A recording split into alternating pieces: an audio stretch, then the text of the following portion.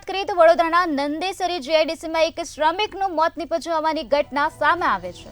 તો ક્રેનનો બેલ્ટ તૂટતા શ્રમિકનું મોત નીપજ્યું છે. જીઆઈડીસીમાં આવેલ સુદકેમી કંપનીની આ ઘટના સામે આવી છે.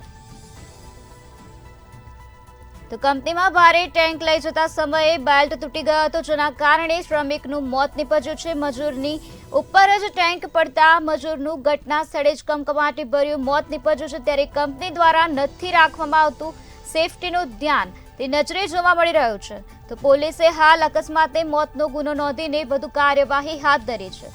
તો વડોદરાથી આ સમાચાર સામે આવ્યા છે, જેમાં વડોદરાના નંદેસરી જીઆઈડીસીમાં એક શ્રમિકનું મોત નીપજ્યું છે. ક્રેનનો બેલ્ટ તૂટી ગયો હતો, જેના કારણે શ્રમિકનું ઘટના સ્થળે જ મોત નીપજ્યું હતું.